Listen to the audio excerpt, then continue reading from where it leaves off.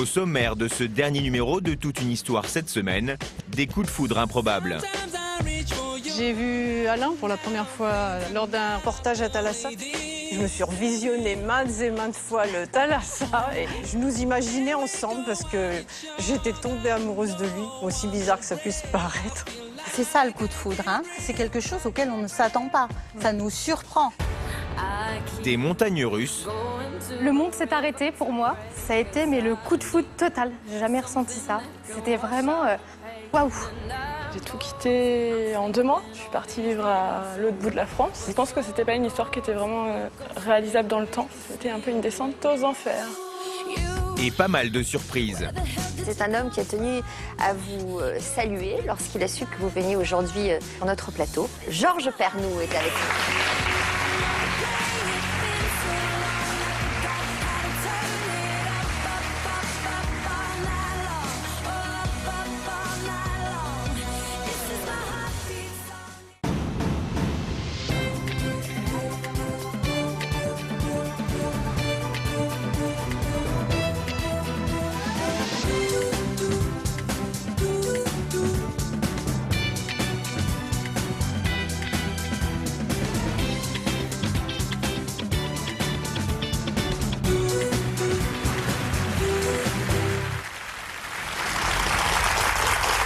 Bonjour à tous, merci d'être avec nous. En ce début d'après-midi, nous sommes accompagnés de Frédéric Farigou pour cette émission placée sous le signe de l'amour et plus précisément du coup de foudre. Alors si plus d'un Français sur 2 serait déjà tombé amoureux en quelques secondes, le coup de foudre reste néanmoins un mystère pour les chercheurs qui multiplient les hypothèses pour expliquer ce sentiment souvent jugé déraisonnable. Alors, faut-il suivre son instinct lorsqu'on tombe amoureux au premier regard? Eh bien, c'est justement la question que s'est posée Corinne il y a 18 ans. Bonjour Corinne, merci d'être avec nous. Corinne, vous êtes accompagnée d'Alain, votre conjoint. C'est votre rencontre à tous les deux qui nous a inspiré le thème de cette émission. Aujourd'hui, vous vivez la majeure partie de l'année à Campan, c'est en Seine-et-Marne. Alors, je n'en dis pas plus parce qu'on va découvrir tout de suite votre belle histoire en images.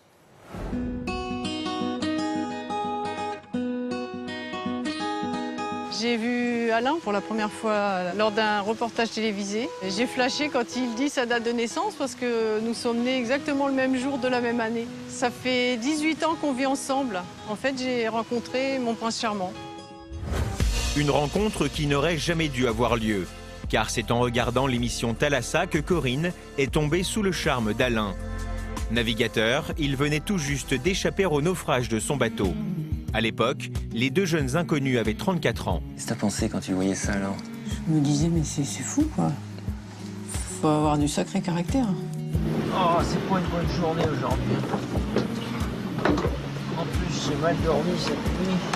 Alors là, tu étais tout seul avec ton petit nounours dans la couchette. Alors là, je me suis dit, ah, il y avait personne pour me faire une petite tisane. Je me disais, oh, ce serait bien si moi j'étais là. Mais ce n'est que 2 mois après l'émission que Corinne s'est décidée à envoyer sa première lettre à Alain. Je me suis sentie attirée vers toi. Là, c'était plus fort que moi, il fallait que je t'écrive.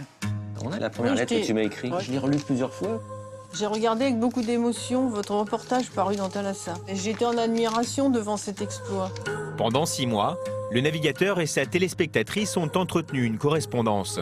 On m'aurait dit, un jour, tu vas écrire à quelqu'un que tu vois à la télévision. J'aurais dit, non, n'importe quoi. Et puis en fait, je l'ai fait. Ils se sont vus en chair et en os pour la première fois en juillet 1997. Et depuis, Corinne a changé de vie. Elle qui n'était jamais montée sur un bateau a désormais le pied marin. Et aujourd'hui, elle parcourt le monde aux côtés d'Alain. Ces deux aventuriers ne comptent pas s'arrêter là. Ils préparent déjà leur prochain voyage qui aura lieu en décembre prochain. Cette fois, cap vers le Chili.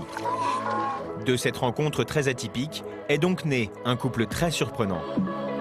On est très proches, mais on n'est pas un couple fusionnel comme on l'entend. Moi, je vois plutôt ça comme 2 pièces de puzzle qui s'emboîtent parfaitement, qui ensemble font une image.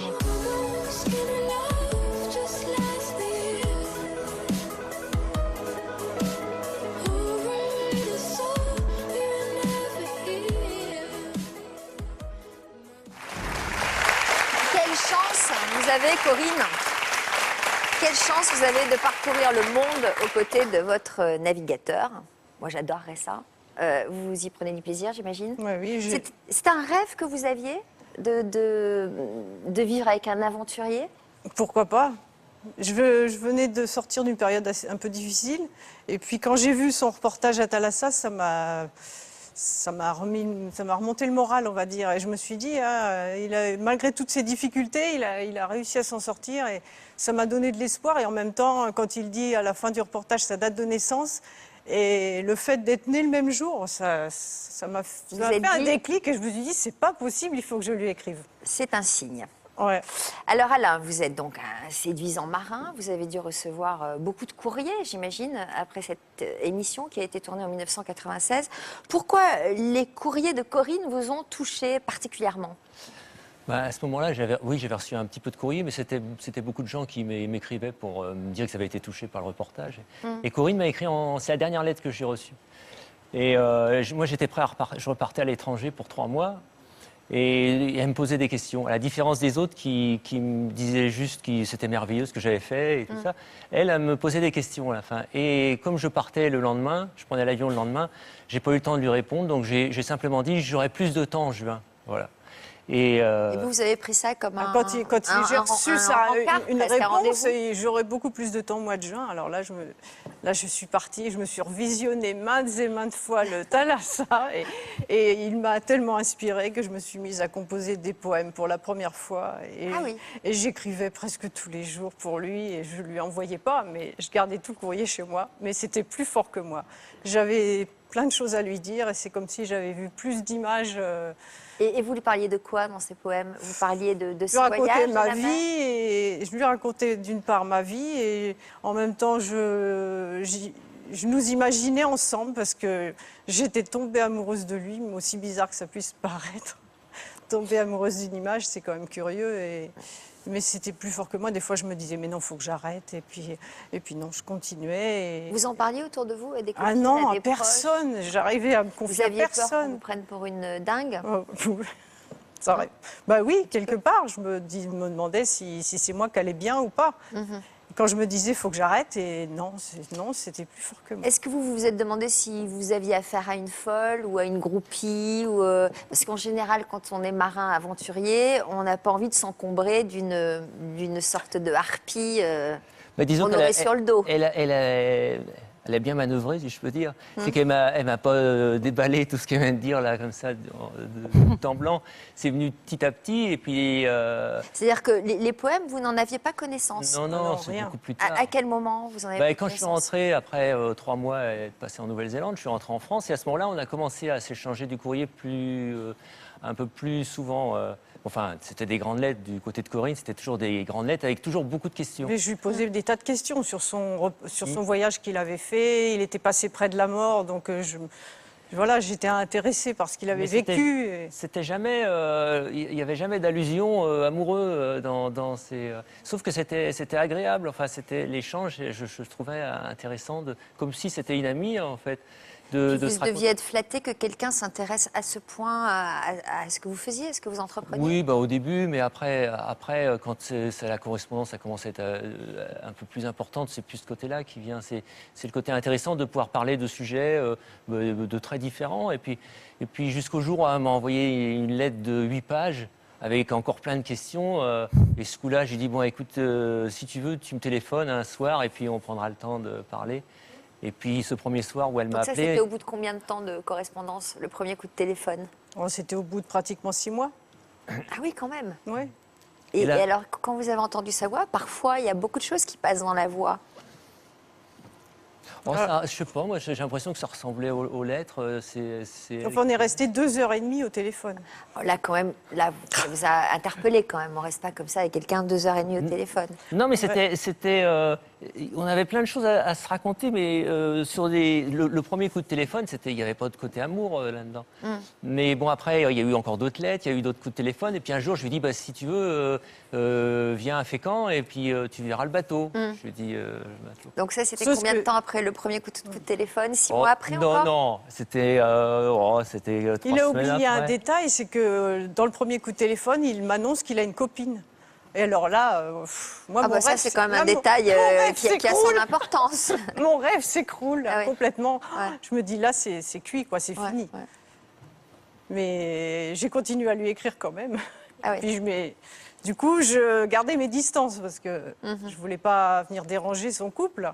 Alors, quand vous lui avez proposé d'aller voir votre bateau à Fécamp, la copine était toujours Non, en elle course était ou pas pas? là, elle était loin. Elle était plus là. Non, Elle était loin. plus là, ouais. Elle était navigatrice? Non, elle habitait au bout du monde et elle n'avait pas envie de venir. Ah, ça, c'est voilà, pratique d'avoir une donc, copine qui habite au bout du monde. hein. si vous voulez. Oui, non. C'est pour ça que ça a duré peut-être aussi longtemps, parce qu'il a fallu. Moi, j'avais envie que ça se termine avec ce qu'il y avait avant, s'il y avait quelque chose d'autre à commencer. Ah, donc là, vous commenciez à y penser quand même.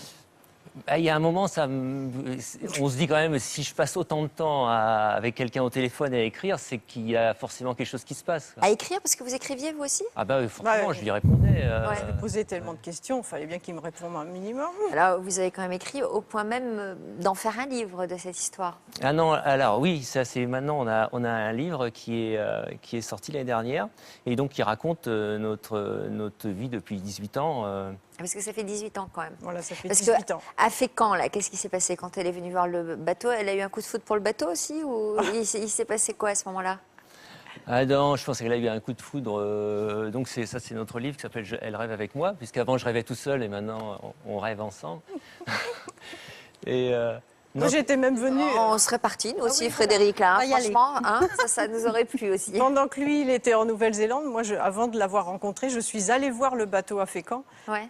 Un an, il était rentré le 1er juin 96 et le 1er juin 97, un an jour pour jour. C'était un samedi, ça tombait bien. J'ai pris ma voiture et je suis allée voir le bateau. Et alors? C'était quelque chose pour moi d'aller voir le bateau.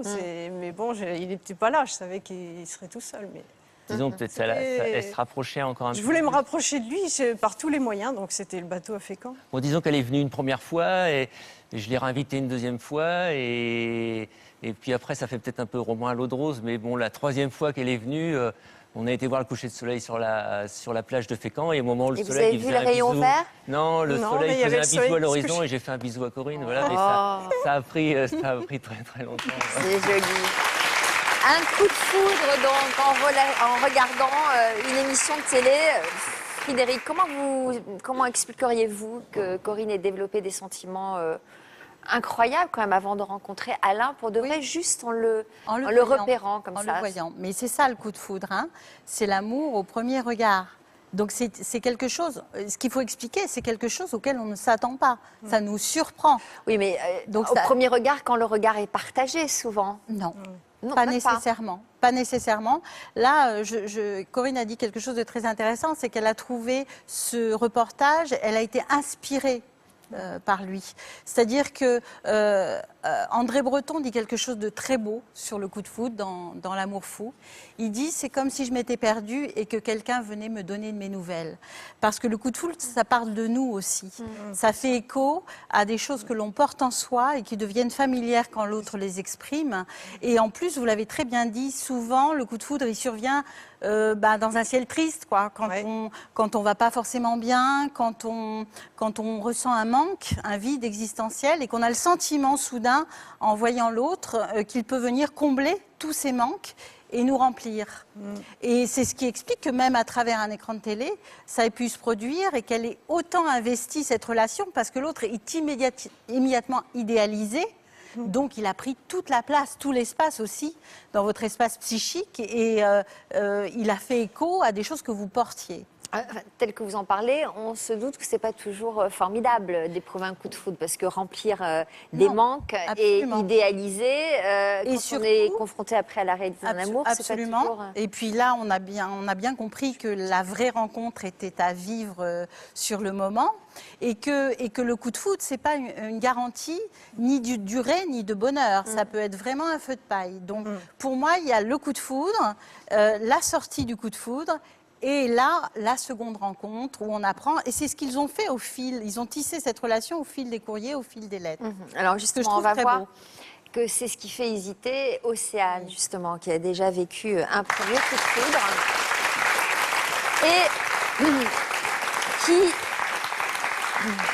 et Océane, vous y avez laissé quelques plumes, justement, après ce premier coup de foudre. Donc, on va revoir tout cela avec vous. Vous êtes en plein questionnement aujourd'hui. C'est pour ça que vous êtes installé dans ce fauteuil. Racontez-nous ce qui vous arrive en ce moment. Il y a plusieurs mois, j'ai fait une rencontre un peu inattendue. J'étais pas forcément en forme non plus parce que j'ai perdu une personne proche. Il est arrivé dans ma vie sans l'attendre. Et quand je l'ai vu, j'ai vraiment senti quelque chose de fort. Vous étiez célibataire, vous, à ce moment-là? Oui, tout à fait. Quelque chose de très fort que j'avais ressenti quelques années avant. Pour quelqu'un d'autre? Tout à fait. Qu'est-ce que vous aviez ressenti à ce moment-là? Le premier, c'était très fort. C'était un changement de vie radical. Enfin, quand je l'ai vu, c'était lui. Enfin, vous êtes dit, c'est l'homme de ma vie. L'homme de ma vie, je ne sais pas, mais voilà, il y avait une très grande attirance physique, comme si on se connaissait depuis toujours. Alors, on va revenir sur ce premier coup de foudre, mais déjà, vous en êtes où avec le second? Alors, on ne s'est pas revus, puisque... Vous l'avez vu juste une fois? Oui, lors d'un week-end. Voilà. Et là, vous avez éprouvé quelque chose qui avait la même force que cette première fois? J'ai l'impression plus fort. Plus fort, même. Plus fort, et il y a quelque chose qui m'a marqué. Donc, pour le moment, vous ne l'avez pas revu? Non. Et vous hésitez à le revoir?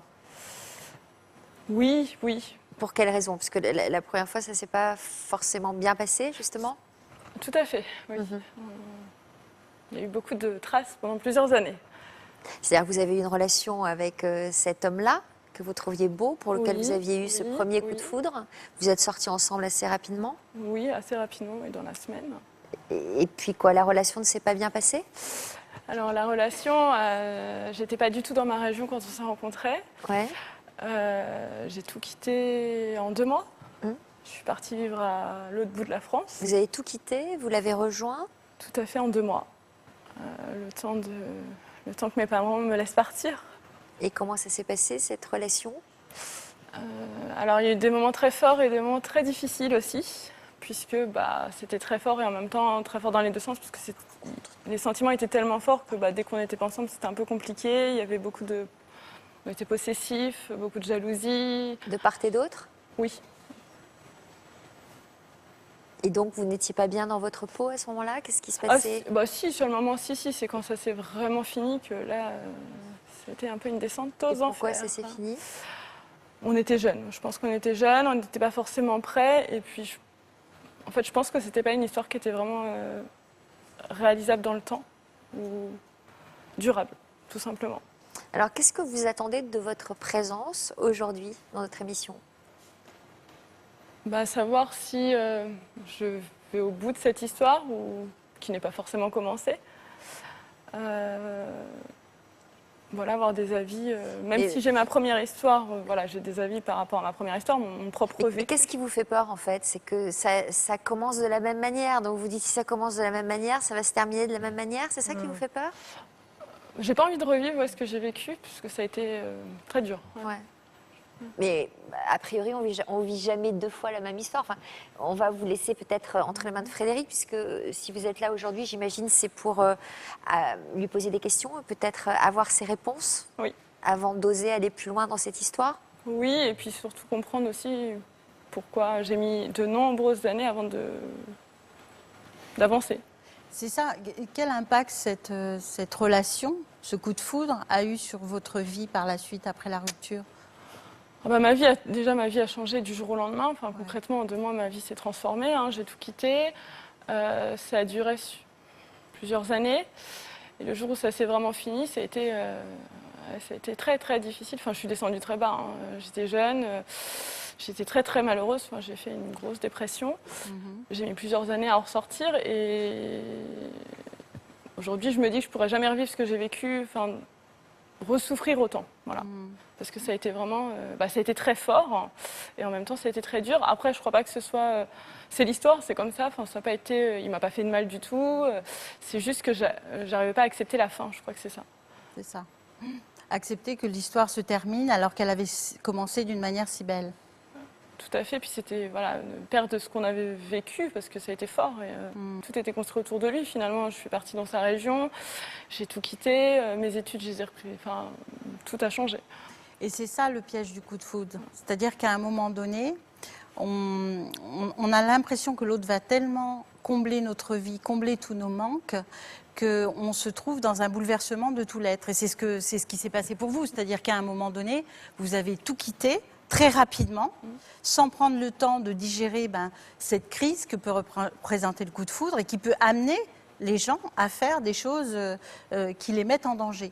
Et c'est un peu ce qui s'est passé dans votre cas, c'est-à-dire que vous avez tout quitté pour investir complètement cette histoire, sans savoir finalement qui vous aviez en face de vous. Parce que c'est ça le piège du coup de foudre, c'est l'idéalisation. Donc il faut sortir de cette idéalisation pour rencontrer vraiment la personne et savoir si elle me convient ou pas. Et en l'occurrence, ce n'était pas forcément quelqu'un qui vous convenait. C'est pas que c'est pas quelqu'un qui me convenait, je pense qu'on s'est rencontrés trop tôt. Oui. Et qu'on était très jeunes et qu'on n'était pas forcément prêts à construire. C'est ça. On n'avait pas vécu en fait, on n'avait pas assez vécu. J'ai appris beaucoup, c'est une histoire qui a changé ma vie. Et c'est aussi un garçon qui a changé ma vie, qui fait que celle que je suis aujourd'hui. Donc pour moi c'est une très belle histoire et si c'était à refaire, je referais la même chose, étonnamment. Parce que tout ce que j'ai fait, c'est grâce à lui.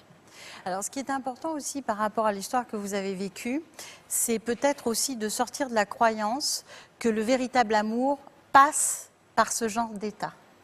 C'est-à-dire que souvent, moi, certaines personnes que je rencontre me disent s'il n'y a pas cet élan, c'est que ce n'est pas un amour véritable. Donc il faut vraiment sortir de cette croyance parce qu'elle est piégeante. Le coup de foudre n'est en rien, je l'ai dit, une garantie de durée ni de bonheur.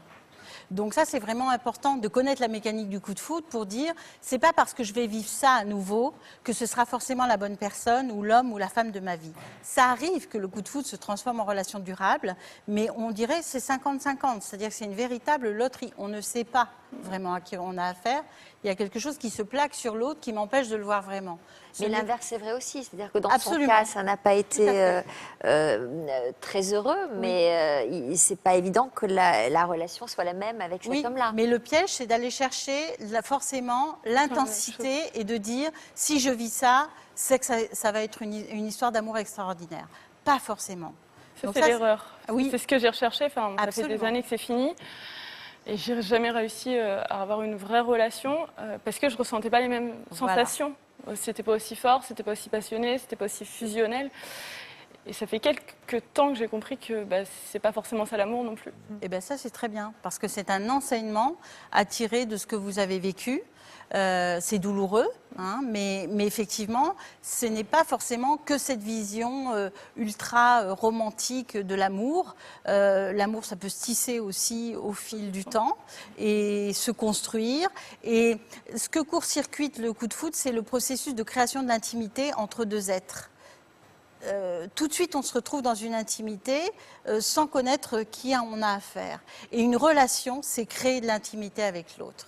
Et c'est ce qui est compliqué dans les coups de foudre, c'est qu'on se retrouve à habiter très vite avec quelqu'un, à tout de suite avoir envie de construire sa vie avec l'autre, et puis finalement de se rendre compte au fil du temps, au fil de cette proximité, que c'est pas forcément la bonne personne. Ça arrive que ça le soit, mais pas systématiquement. Ça vous parle tout ça ? Tout à fait. Et est-ce que ça vous fait hésiter encore plus ou est-ce que ça vous pousse à aller plus loin dans cette nouvelle relation ?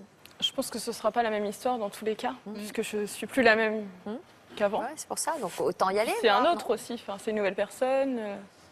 Donc vous avez envie d'aller voir. Qu'est-ce que Par vous en pensez, curiosité. Corinne ? Vous lui conseilleriez quoi ? Pourquoi pas? Après, c'est chacun comme il le sent.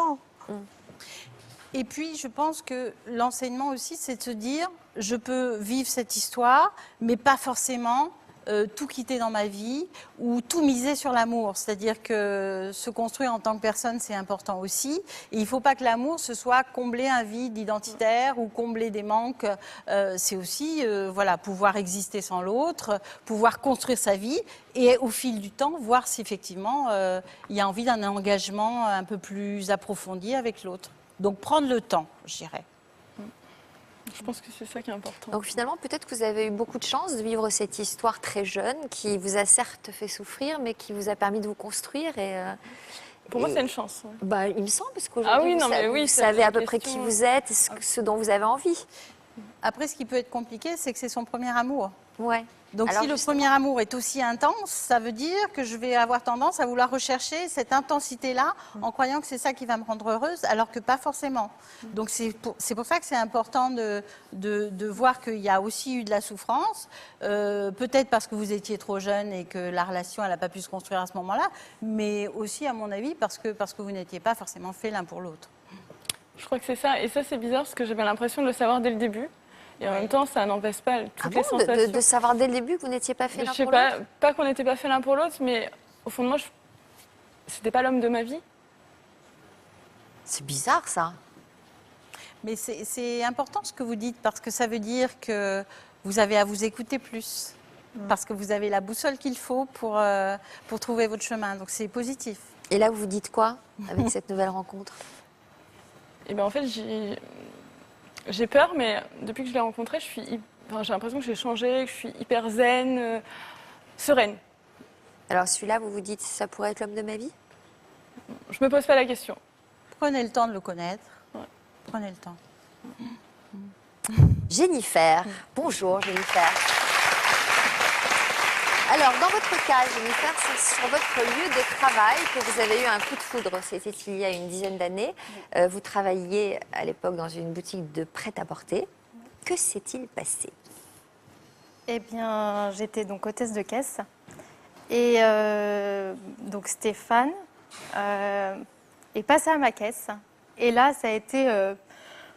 Enfin, le monde s'est arrêté pour moi. Ça a été mais le coup de foudre total. J'ai jamais ressenti ça. Vous n'aviez jamais ressenti ça? Ah non, c'était juste magnifique. Ça s'est traduit comment? Le monde s'est arrêté, c'est-à-dire quoi? Toutes les lumières se sont éteintes, il est apparu illuminé, vos poils Ah mais se sont- limite, hein, c'était limite avec l'auréole et tout. Je me suis dit non, franchement, c'était... je tremblais. Limite, j'aurais peut-être pas pu rendre la monnaie s'il m'avait payé en liquide. C'était vraiment... Waouh. Voilà. Je suis Pourquoi? restée- Il vous plaisait physiquement? Oui, voilà. Et tout a été fait sur le physique. Hein. Il m'a juste dit bonjour. Et quand il est passé, je vous dis, ça a été... Mais pourquoi? Il est très bel homme?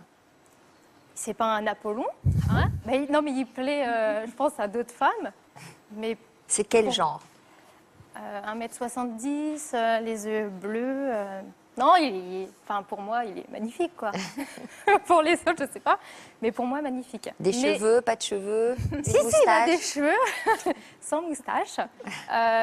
Mais je suis pas la seule à être tombée sous son charme. Ah bon? Non. Pourquoi?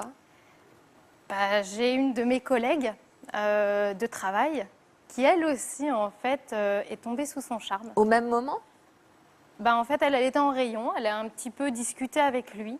Et bah, en fait, on s'est retrouvés toutes les deux en salle de pause. Et dans la salle de pause, elle me dit, écoute, j'ai vu quelqu'un magnifique. Je fais, ah bon? Il me dit, oui, les yeux bleus et tout. Elle me le décrit. Et là, j'ai dit, c'est pas possible. Je fais, moi aussi. Mais j'y vais. Et elle Mais me c'était dit, le même jour? ah, le même jour. Mais comment? Il Ah. faisait toutes les caisses? Comment c'est Ah possible? non, pas du tout. Il a été dans le magasin, donc il a vu ma collègue, mais elle est quelqu'un de très avenant. Donc, elle lui a demandé son numéro de téléphone. Ah oui, carrément. Ah oui, elle y a été cash. Ah ouais, je vois. Sauf que moi, j'ai pas pu être cash parce que quand il est passé à ma caisse... Pourtant, pour une caissière, Ah mais non, je Le vous dis, cash, je suis restée figée. Et en fait, quand il m'a payé, c'était en chèque, j'ai vu marqué « Monsieur, Madame ». Et là, j'ai dit « Ça y est, c'est foutu ». J'ai fait « Il est marié ». Et en fait, quand j'ai parlé avec ma collègue, quand on a été se retrouver en salle de pause, qu'elle m'a raconté qu'elle avait vu Stéphane et tout, en fait, j'ai compris que c'était du même homme qu'on parlait. Et elle me dit bah, « J'ai eu son numéro de téléphone ». Mais j'ai fait « Mais comment t'as fait ?» J'ai fait « Il est marié ». Ah non, pas du tout. Elle me dit « Il est en instance de divorce ». Ah bah, dis donc, elle s'était bien, Là, je elle me avait suis mené dit, son waouh, enquête c'est parfait. rapidement. Voilà. Pour moi, c'était juste parfait. Ouais. Sauf que, bah non, il était marié. Et quel âge avait-il, cet homme-là? Bah, en fait, il n'avait pas dit son vrai âge. Donc, Et il avait l'air d'avoir le même âge que vous ou pas? oui, parce qu'il paraissait jeune. En fait, Stéphane, il paraît très jeune. Même avant, quand il avait 16-17 ans, on lui aurait peut-être donné 12-13 ans. Ah bon? Oui, il a toujours paru très jeune. Et Alors, donc, et vous, au moment où vous l'avez croisé sur votre lieu de travail, vous étiez dans quelle situation personnelle, vous? ah bah moi, c'était plus compliqué parce que j'étais en concubinage depuis 2 ans. J'ai été propriétaire, donc j'avais une maison. Donc c'est vrai que c'était... et en plus, on essayait d'avoir un enfant. Voilà, Donc vous c'était, étiez en train de construire voilà, quelque chose d'important. très important même. Mais en fait, quand j'ai vu Stéphane en caisse, comme je vous dis, tout s'est arrêté pour moi et je me suis dit, je ne suis plus avec la bonne personne. Voilà. Donc... Vous vous étiez posé la question avant? Ah, pas du Vous tout. aviez des doutes sur votre relation? Pas du tout, parce que c'était quelqu'un de très gentil, très nounours, très attentionnel. Je me suis jamais posé la question, mais quand je l'ai vu en caisse, je vous dis, pour moi, ça a été tout un bouleversement, mais total dans ma vie. Je me suis dit, je suis plus avec la bonne personne. Une attirance incroyable. Ah oui, pour être incroyable, oui. J'aurais jamais pensé que ça existait. Bon, alors le problème, c'est la collègue, parce qu'elle aussi semblait éprouver une attirance incroyable. Oui. Comment vous avez fait alors? Ah bah, elle a eu la chance, hein, elle est sortie avec. Elle a débuté l'histoire avec lui? Oui, oui, oui. Bon, lui, il ne voulait pas d'une histoire sérieuse, hein, il lui avait dit. Mais bah, ils sont sortis ensemble et tout. Le problème, c'est elle me racontait ça. Elle me dit, bah tiens, je sors avec Stéphane et tout. Et là, j'étais complètement dépitée. Vous imaginez même pas à quel point, parce que pour moi, c'était un crève-cœur, parce qu'elle me racontait tout de A à Z. Et là, je me suis dit, c'est pas avec toi qu'il devrait être, c'est avec moi. Mais bon, c'était... je lui ai pas dit, mais je l'ai pensé tellement fort. Mais est-ce que vous en étiez au point quand même de prendre des décisions par rapport à votre vie personnelle en vous disant, c'est pas possible que je ressente ça pour un autre homme alors que je suis en train de... Vous aviez pris une décision? C'était pas possible, mais là, je l'ai vécu. Dans ma tête, c'était clair. Non, mais c'est pour ça. Donc vous aviez décidé d'arrêter la relation que vous meniez? Bah, quand j'ai vu Stéphane, il fallait que j'arrête, en fait. Oui, mais dans la mesure où la collègue sortait avec lui, vous vous êtes dit, bon, bah, tant pis, c'est pas pour moi. Il est avec elle, il est avec elle. Oui, mais non. J'ai continué, si vous voulez. Et puis, bon, bah. Continuer quoi? Ma relation avec mon ex-compagnon. Mais le matin, en fait, je sortais, j'étais totalement différente parce que je m'apprêtais, je me maquillais. Donc déjà, mon ex-compagnon s'est rendu compte de tout ça. Et pourquoi vous vous maquillez, vous vous apprêtiez? Au cas où vous croiseriez Stéphane? C'est ça. Parce qu'en fait, au travail, j'attendais qu'une chose, c'est qu'il passe dans les rayons. Donc pour moi, en fait, ça a changé ma vie. Dès que je le voyais, c'était ma journée, c'était... le soleil, quoi. C'était magnifique. Et votre ex-compagnon s'en est rendu compte que vous changiez? Oui. Il s'est rendu compte. Mais bon, on n'en a pas forcément parlé tous les deux, mais il s'en est rendu compte. Alors, comment ça s'est passé? À quel moment avez-vous pu vous rapprocher de Stéphane? Grâce à ma collègue. Parce qu'en fait, ils se sont séparés tous les deux. Donc, si vous voulez, mon ex-collègue, déjà, avant qu'ils se séparent, on s'était donné un rendez-vous. Elle m'a dit, tiens, si tu veux, je peux te présenter Stéphane avec qui je suis. Ah, oui, pas de problème. Donc, elle m'a invitée chez elle. On a parlé tous les trois. C'était vraiment très, très bien.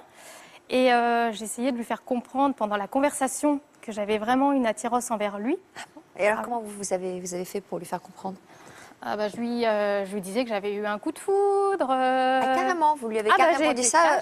Oui, vous aussi. Je lui ai dit que j'avais eu un coup de foudre pour quelqu'un qui est passé en magasin. Enfin, j'essayais vraiment de lui faire comprendre.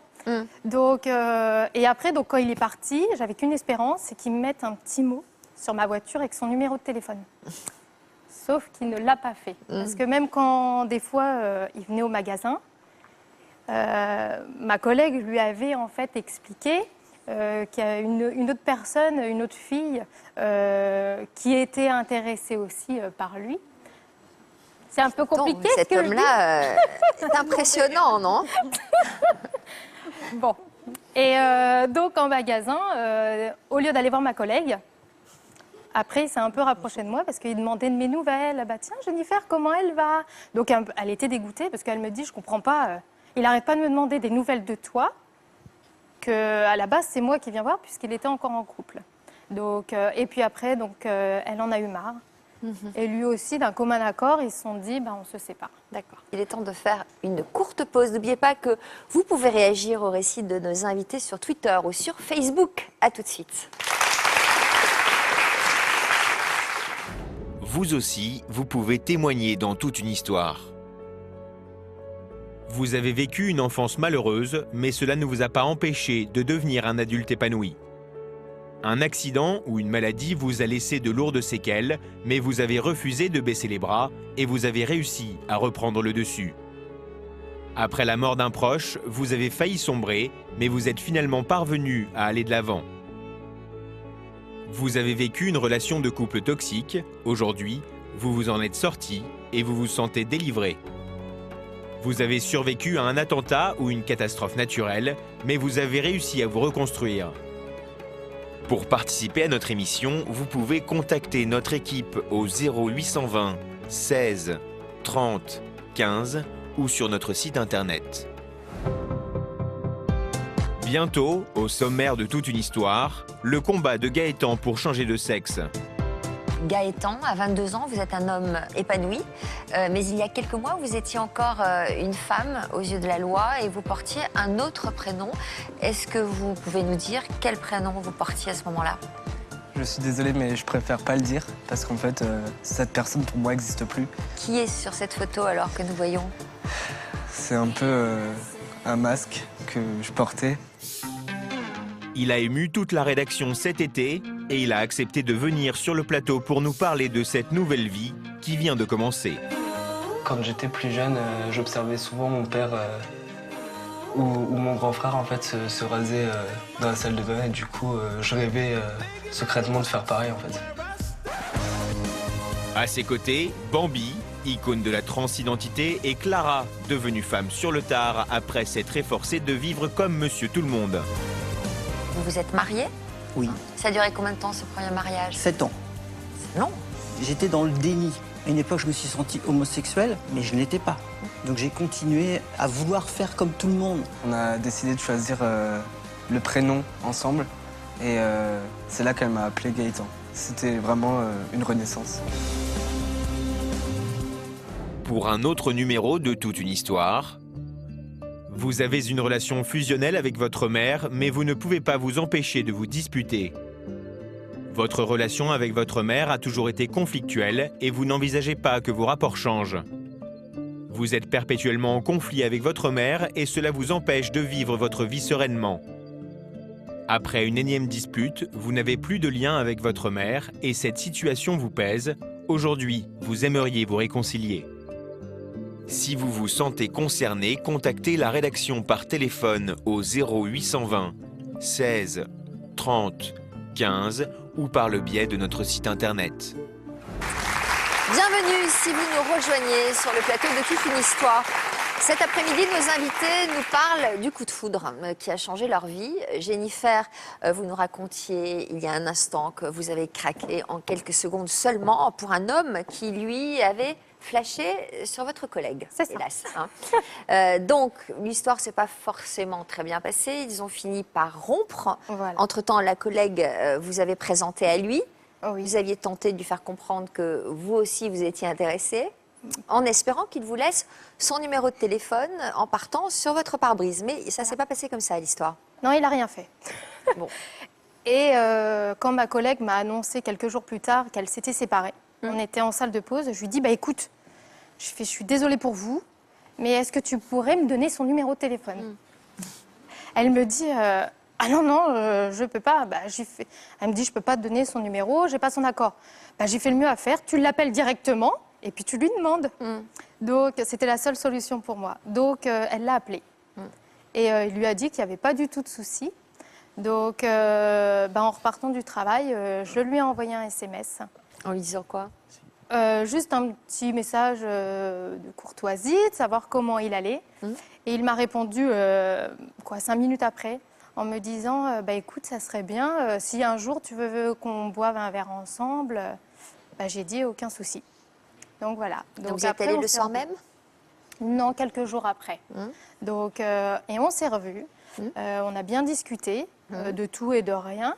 Et après, quand je lui ai expliqué mon histoire, donc que j'étais déjà avec quelqu'un, il m'a dit que lui ne pourrait pas créer quelque chose avec moi. Mais je croyais qu'il ne voulait pas d'une histoire durable, lui. C'est ce qu'il avait dit à votre collègue. Voilà, mais il me l'a redit. Hein. Ah, il vous l'a redit. Il a été correct envers moi. Il m'a dit que pour l'instant, il ne cherchait pas d'histoire durable. Franchement, ça n'incite pas à se libérer de l'autre personne, quelqu'un qui vous dit qu'il recherche Oui, pas c'est sûr. Mais après, je lui ai dit ouvertement que moi j'étais prête à tout et que j'allais quitter la personne le soir même. Même et là, si vous voulez pas d'une relation durable. Oui. Et là, il m'a pris pour une folle. Il m'a dit surtout pas. Il me dit ne fais pas ça.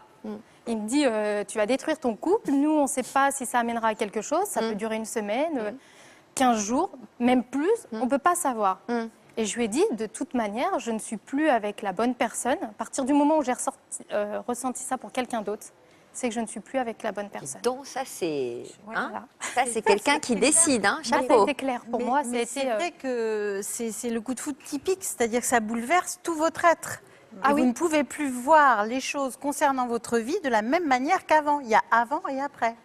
Ah mais moi ça m'a mais tout changé. Je vous dis que ça soit ça. physiquement, mentalement, tout. Et donc le soir je suis rentrée et j'ai dit donc c'est l'instant qui a été le plus dur. J'ai expliqué à la personne avec qui j'étais que c'était terminé et que je mettais fin à la relation. Donc pour lui bon c'est vrai que ça n'a pas été facile, mais pour moi il fallait que les choses soient claires. Donc Pourquoi vous aviez changé physiquement? bah, je me maquillais pas, je m'apprêtais pas forcément, les jupes, tout ça, ça me connaissait pas forcément. J'étais plus garçon manqué même. Hein. Par contre, quand j'ai vu Stéphane, le lendemain, j'étais maquillée, jupe, voilà. Et le matin, je me levais de bonne heure pour partir un peu plus tôt au travail. Vous étiez amoureuse, quoi. Oui, parce que même le soir, je suis quand même... Comment? Le soir, Oui. quand je sortais du travail, ça m'est arrivé parce qu'elle m'a dit où il travaillait, donc le lieu. Enfin, l'endroit, hein, la ville. Et elle m'avait dit, en fait, le type de voiture qu'il avait. Donc, je suis allée sur la zone où il travaillait pour essayer de le trouver. Sauf qu'en fait, je ne l'ai jamais trouvé. En fait, j'essayais de le trouver sans Et savoir alors, où il quand était vous réellement. étiez sur zone, là, vous étiez habillée comment et maquillée comment? Ah bah normal, enfin jupe et mon maquillage de la journée après le travail, comme j'étais apprêtée le matin. Mais je voulais vraiment le trouver. Mais Et non. vous l'avez jamais trouvé? Ah non, non, et je risquais pas. Là où il était, je ne risquais pas de le trouver. Hein. Quoi? Il était où? Bah, dans un endroit assez perdu. Hein. Ah bon. Donc l'entreprise est assez cachée. Pour la trouver, faut y aller. Alors, donc, vous lui dites ça, vous décidez de mettre un terme à votre relation précédente. Vous êtes quelqu'un de clair, hein, il faut que les choses soient claires. Ah bah ça a été clair. Voilà. Je ne pouvais pas, moi, tromper une Bon, personne. alors, c'est pas pour moi, ça donc, aurait pu le faire fuir, Stéphane, parce que bah, il il m'a aurait pris pu pour une avoir folle. très très peur. Il s'est dit, oh là là, elle va plaquer sur, oh là là, moi j'ai pas envie d'un truc durable, dans quoi je m'embarque? Il aurait pu se carapater. Il aurait pu, hein, parce qu'il m'a dit, tu es folle. Non, non, je ne suis pas folle. Moi, il faut que ça soit clair. Donc après, je suis retournée habiter chez ma mère. Et j'ai appelé Stéphane le soir même en lui disant, ça y est, bah, je l'ai quitté. Et là, il y a eu un blanc hein, au téléphone. Hein. Il était complètement dépité. Il m'a dit, tu n'as pas fait ça. J'ai fait si, je l'ai fait. Donc lui était malheureux parce que bah, il pensait qu'il était la cause d'une séparation. Mais comme je lui ai dit, il est peut-être la cause, mais en même temps, si c'est pas lui, ça aurait pu être quelqu'un d'autre peut-être, c'est que j'étais plus avec la bonne personne. Quelque part, il vous rendait service, de toute façon. Voilà, c'est ça. Malgré que c'était quelqu'un, j'étais avec quelqu'un de très bien. Mais l'amour n'était pas là comme il aurait fallu. Bon. Alors, comment vos relations avec Stéphane ont-elles évolué? Est-ce que vous êtes allé prendre ce fameux verre? Ah oui, on a pris le verre. Hein, Et puis? Et comme je vous dis, bah après, donc au jour d'aujourd'hui... Ah non, mais attendez, Ah on non. n'avait pas au jour d'aujourd'hui. Après le verre, il s'est passé quoi? Eh ben, comme je vous disais, en fait, après le verre, c'est là où, en fait, Stéphane, on a discuté tous les deux. Oui. Et je lui ai expliqué que je quitterais la personne avec qui j'étais. Non, mais alors, le premier baiser, c'était quand le premier baiser? Ah, le premier baiser, Ben oui. d'accord. Eh ben, en fait... Oh, attendez, il faut le temps.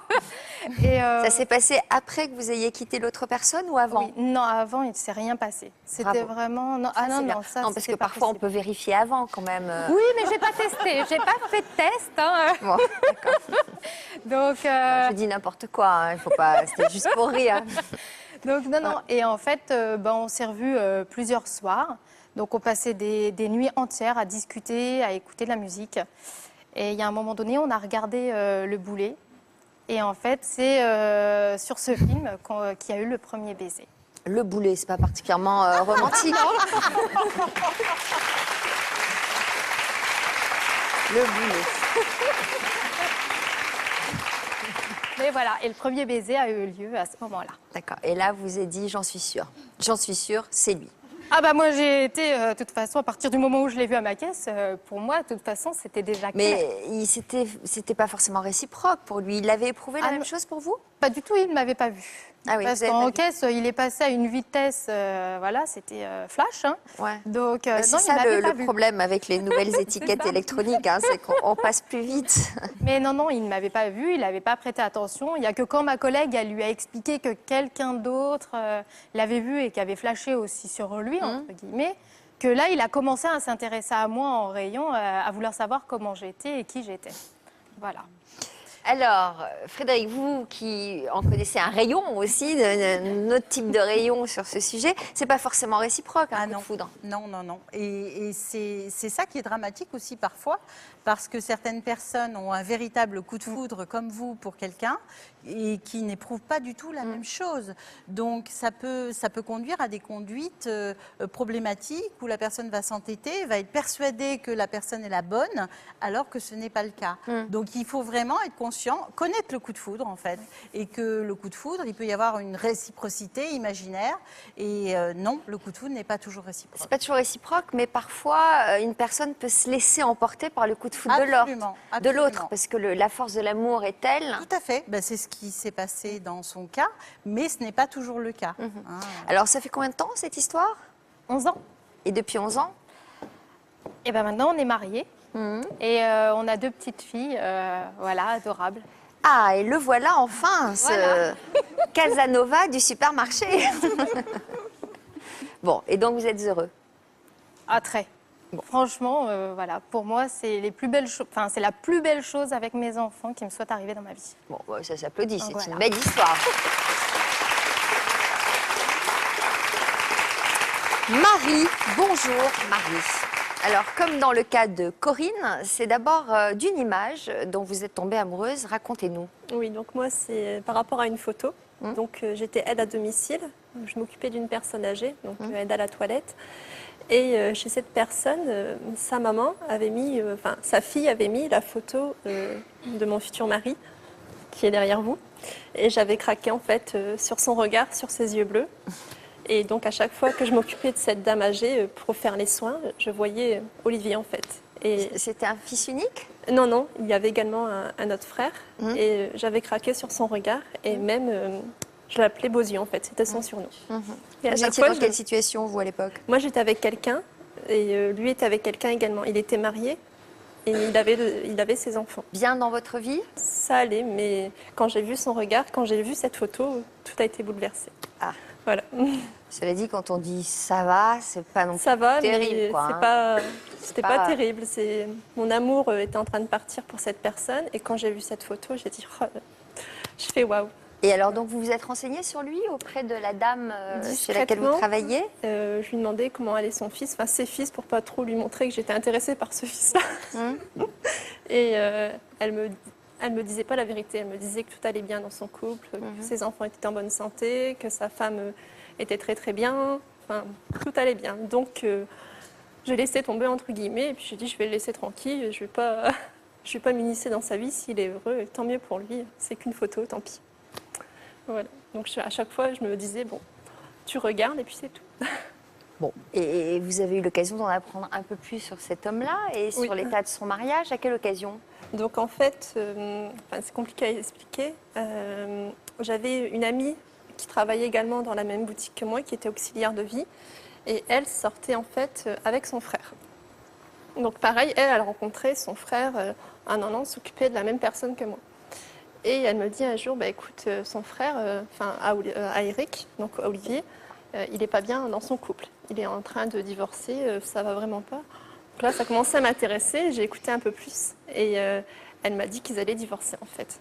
Donc je me suis dit, écoute Marie, envoie une demande sur un réseau social, puis tu verras bien. Donc j'ai fait une demande et puis c'est comme ça que ça a commencé, en fait. Et il m'a répondu un message enflammé, comme quoi il voulait me voir et qu'il m'embrassait tendrement.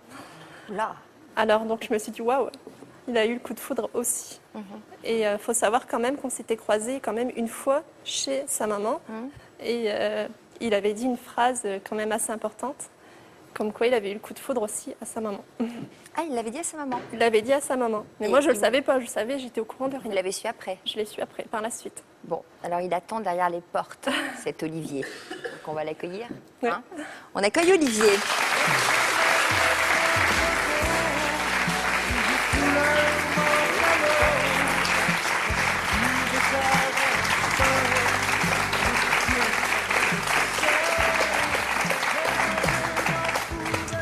Olivier dit beaux yeux. Oui, pareil. Il y a compète de yeux bleus quand même en dessous. Hein. C'est elle qui le dit. Hein. Bon, et alors vous l'aviez remarqué aussi quand vous l'aviez croisé? Bah, tout à fait, on l'avait vu, enfin je l'avais vu une fois et bon, remarqué. Et je me rappelle une petite phrase que j'avais dit à ma maman en sortant, enfin, j'étais encore en couple, hein, et dire en lui disant c'est une femme comme Marie que j'aimerais, avec qui je serais bien et avec qui je serais heureux. Pourquoi? Qu'est-ce que vous lui aviez trouvé comme qualité à part la couleur de ses yeux? Bah, déjà son calme, sa prestance, son charisme. Tout me plaisait au premier regard, en fait. Je me suis dit... mais elle me paraissait inaccessible. Donc je ne disais rien, je ne faisais rien. Alors quand vous vous êtes rencontrés, puisque vous avez fini par vous rencontrer, Oui. après ce message, Oui. après cette demande en ami, qu'est-ce qui s'est passé? Ben, on a discuté longtemps ensemble. Juste après le message, dès le lendemain, via les réseaux sociaux, on a discuté l'équivalent de au moins 14-15 heures ensemble. Et en fait, on a discuté longuement et on s'est tout expliqué. Et en fait, de par cette conversation, par écrit, on s'est aperçu qu'on n'avait que des points communs.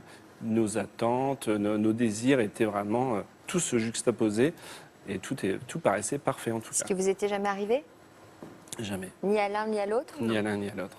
Non. Le premier tête-à-tête. Ça a été rapide, Ouais, très intense, incroyable. Ça n'a pas duré longtemps? Non, ça n'a pas duré longtemps parce qu'en Pourquoi? fait, j'allais en stage après. Donc j'étais étudiante. J'étais étudiante aide-soignante et je partais en stage à 8h. Et on s'est donné rendez-vous à 7h30. Donc on s'est vu 20 minutes en fait. Et on s'est échangé peu de mots et c'était... Et donc là, je l'ai vu descendre de sa voiture. Je me rappelle une première phrase, qu'est-ce que t'es grande? Ça m'avait surpris. Et puis, on ne s'est pas posé de questions, en fait. On s'est approchés l'un de l'autre et On s'embrasse. voilà, tendrement. Plus que tendrement, apparemment. Très tendrement. Hein? Dans la voiture?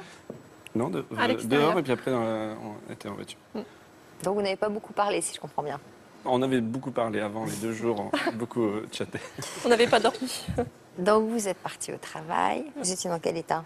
Stressée, comme une gamine, comme une adolescence, plein de chatouilles dans le ventre, dans la gorge, à toujours regarder son téléphone s'il va sonner, s'il va vibrer, voir un SMS arriver. C'est plein de sentiments inexplicables et c'est une drôle de sensation. Alors j'imagine que vous avez dû prendre des décisions dans vos vies respectives. Oui. Bah, moi, personnellement, j'ai tout quitté. J'ai quitté mon travail, dans lequel où j'étais très bien. J'ai quitté mes 2 enfants, parce que j'ai 2 enfants de ma première Qui avait union. quel âge à l'époque? À l'époque, 5 ans et 6 ans. Et donc, pour retrouver Marie, j'ai fait un trait sur tout ça, en fait. Parce que vous habitiez loin? Dans les Ardennes, ouais. Et vous habitiez où? Dans le Dans le Pas-de-Calais. Ah ouais. Ouais. Donc, il fallait prendre une décision et on n'a pas cherché à comprendre, en fait. Enfin, moi, j'ai pas cherché à comprendre. C'était une évidence. Ça s'est D'ailleurs, j'ai imposé. toujours dit que Marie, c'était une évidence pour moi. Et voilà, c'était une évidence de quitter mon travail. C'est beau.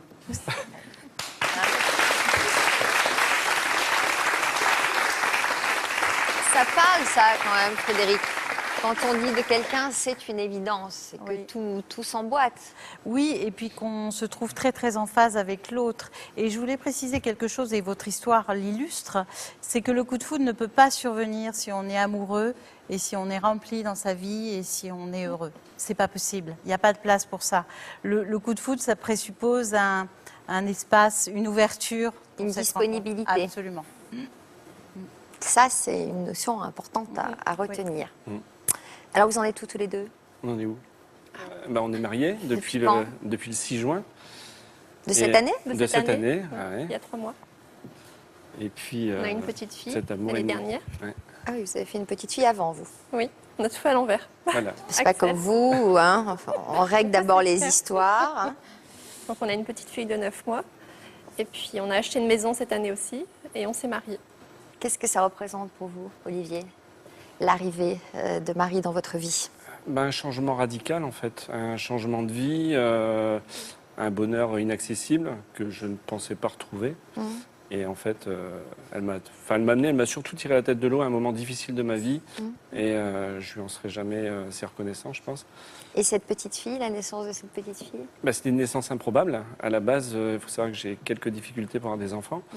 Et donc un jour, pour la petite histoire, je suis rentré à la maison et puis quelques petits mots traînaient le long de l'escalier. Rien n'est impossible. Donc j'ai monté l'escalier, j'ai suivi les petits mots. Et en haut, sur le lit, chose magique, un test de grossesse positif et un petit nanin qui m'annonçait l'arrivée de notre bébé. Un quoi? Un nanin? Un peluche. Une peluche. Un nanin? Un nanin. Vous connaissez? Non. C'est parce que c'est dans le sud, un nanin. Pas du tout. Bon. Donc une sorte de miracle. C'est un miracle, oui, tout à fait.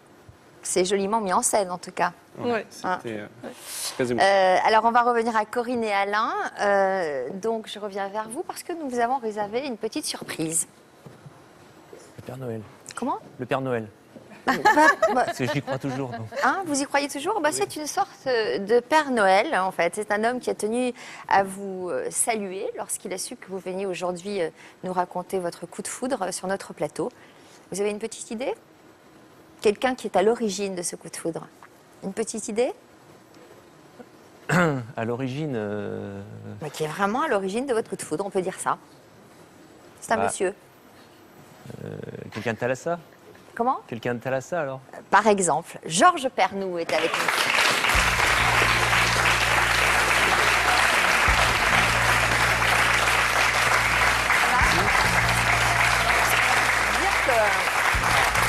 C'est où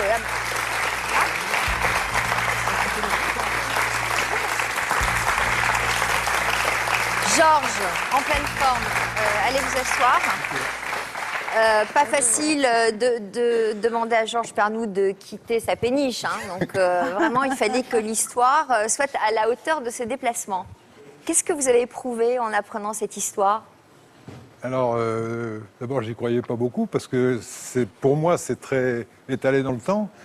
Nous, Antoine Morat est parti tourner avec Alain il y a... J'ai plus la date, mais c'était il y a longtemps, quand tu t'es échoué en Tasmanie. Là. C'était il y a 19 ans. Voilà.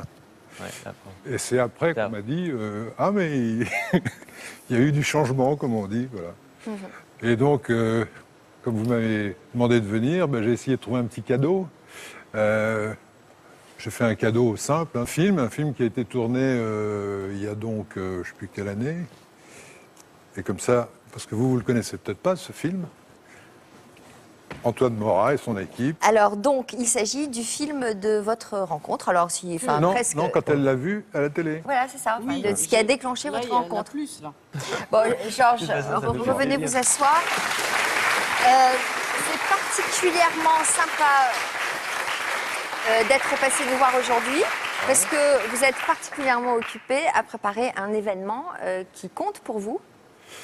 Les 40 ans de Thalassa, 40 ans de diffusion. Il y aura quoi dans cette émission festive? Festive, il va y avoir un peu toute la fabrication de Thalassa pendant une certaine période, enfin pendant 40 ans avec des extraits. Mais on va surtout permettre aux téléspectateurs, en passant par le web, de choisir les sujets qu'ils veulent parce qu'on va diffuser toute la nuit. Ah ouais. Les sujets qu'auront choisi les téléspectateurs. D'accord. Voilà. Génial. Ensuite, les émissions vont porter toujours sur les 40 ans, mais tourner vers l'océan. C'est-à-dire qu'est-ce qui s'est passé pendant 40 ans et qu'est-ce qui risque de passer après. Merci d'être venu nous voir. Merci à vous tous pour ces belles histoires.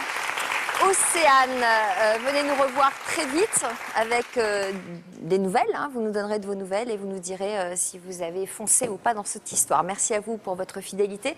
N'hésitez pas à commenter l'émission et à partager vos histoires sur Internet avec le hashtag C'est une histoire. Et n'oubliez pas notre rubrique hebdomadaire dans votre version féminin. On se retrouve tout de suite pour un nouveau numéro de l'Histoire continue. À tout de suite, merci. Merci. Merci à vous. Merci. Merci Georges.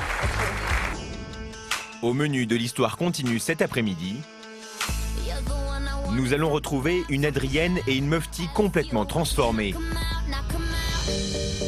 À 6 mois d'écart, elles avaient toutes les deux osé parler publiquement de leur mal-être sur le plateau de Toute une histoire. Je suis confrontée en permanence à la réaction des hommes qui sont dégoûtés. Mes parents sont noirs et je suis née blanche. Aujourd'hui, c'est ensemble qu'elles reviennent nous donner de leurs nouvelles. J'ai démêlé vraiment toutes ces casseroles que j'avais. J'ai un nouveau départ. Quant à Renaud, notre envoyé spécial tout-terrain, il ne sera pas bien loin. À tout à l'heure sur le plateau de l'Histoire continue.